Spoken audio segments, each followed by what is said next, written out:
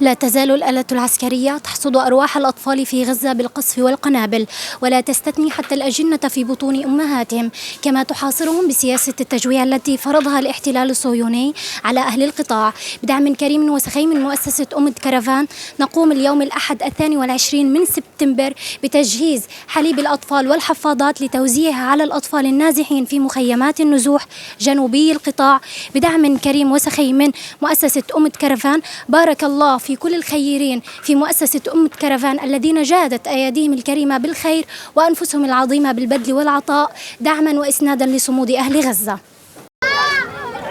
نتواجد اليوم الأحد 22 من سبتمبر في أحد مخيمات النزوح لتوزيع حليب الأطفال والحفاضات على الأطفال النازحين داخل المخيم بدعم كريم وسخي من مؤسسة كرفان. بارك الله فيهم وجزاهم الله عنا خير الجزاء. ايوه يلا استلمي ازعج فيفي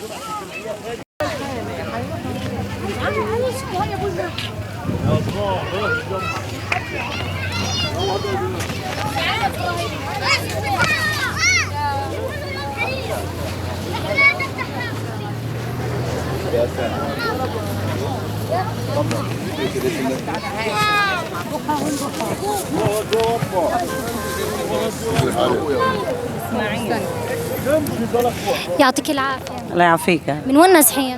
من غزة، من الشاطئ. مؤسسة كرفان اليوم بتقدم لكم حليب الأطفال والحفاضات في ظل الوضع الراهن وارتفاع أسعارها. إيش بتحبي؟ خطر كبير لهم، لأنه عن جد ما حدش قادر يشتري البامبرز في الوضع هذا، ولا حدا قادر يشتري البامبرز. شكرا.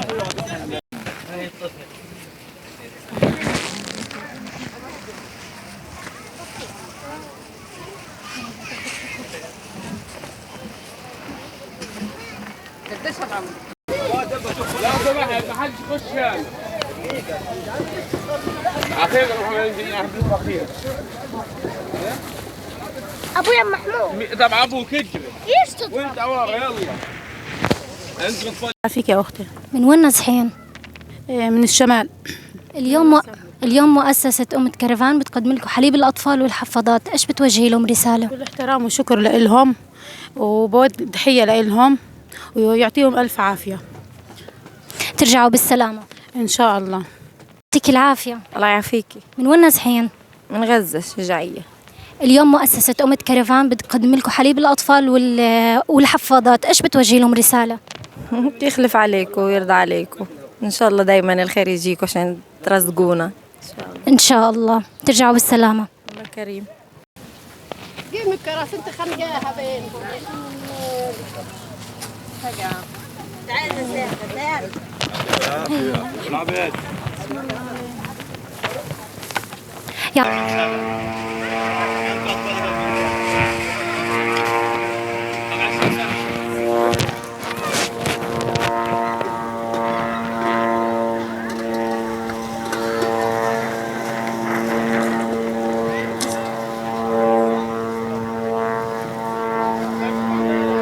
يعطيك العافية. الله يعافيك.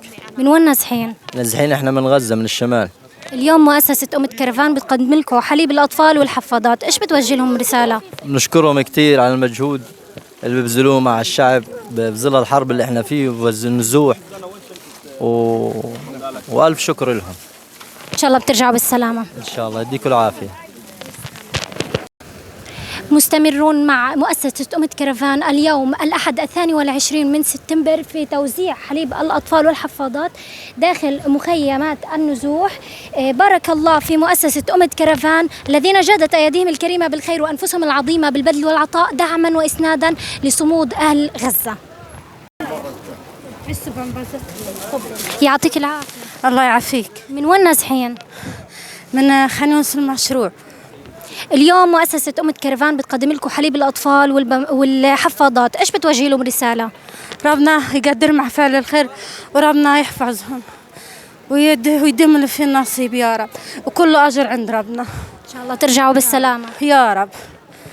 نتواجد اليوم الاثنين 23 من سبتمبر في مستشفى ناصر الطبي لتوزيع حليب الأطفال والحفاضات على الأطفال داخل المستشفى لليوم الثاني على التوالي بدعم من كريم وسخي من مؤسسة أمة كرفان.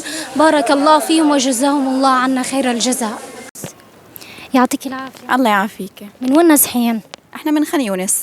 اليوم مؤسسة أمة كرفان بتقدم لكم حليب الأطفال والحفاضات، إيش بتوجهي لهم رسالة؟ بشكر كتير المؤسسة على دعمها، وخصوصا في هذه الأجواء الصعبة والأجواء اللي طبعا بعيشها قطاع غزة، معروف من حصار وحرب، يعني أمور صعبة كتير. مشكورة كتير كتير المؤسسة، وبنتمنى برضو المزيد، وإن شاء الله يا رب هيك تكون في ميزان حسناتها. مشكورين مرة تانية. أنا باسمي وباسم كل عائلات المخيم عنا مخيم حيفا بأشكر من جزير قلوبنا، يعني بنشكر مؤسسة أمة كرفان على الخدمات اللي بقدموها لنا للمخيمات كلهم ولكل النازحين، وبنتمنى انه يستمر هذا العطاء يعني، ويخدموا جميع المخيمات مش مخيمنا لحاله، كمان جميع يستهدفوا كل المخيمات تكون تحت دائرة استهداف عندهم. وبنشكر الأخوات على مجهودهم اللي بيقوموا فيه لمخيمنا ولكل المخيمات. اللي هو الخدمة اللي قدموا لها اليوم للأطفال، طبعا الحليب والبامبرز بنشكرهم عليها، وبنتمنى انه عطائهم يضل متواصل ان شاء الله رب العالمين.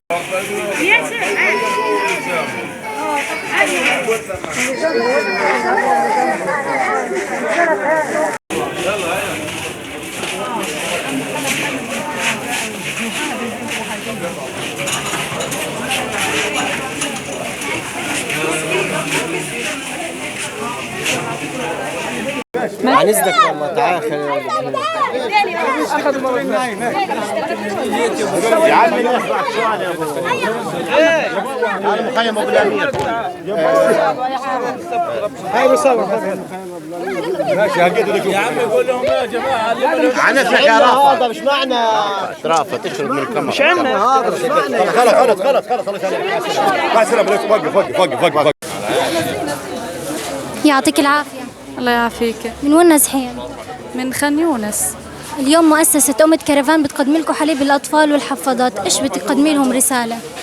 شكرا لهم والله يعطيهم العافية، وربنا يعني يهدي البال، وإن شاء الله بنرجع لبيوتنا وحالنا إن شاء الله. يعطيك العافية. الله يعافيك. من وين نازحة؟ رفح. اليوم أمة كرفان بتقدم لكم حليب الأطفال والحفاضات، إيش بتوجهي لهم رسالة؟ بارك الله فيهم، الله يا رب يعطيهم الصحة، والحمد لله بيجيبوا لأطفالنا يعني إنهم حاجات ومهتمين يعني بأطفالنا، والحمد لله رب العالمين. ربنا يهدي البال ونرجع دورنا يا رب إن شاء الله.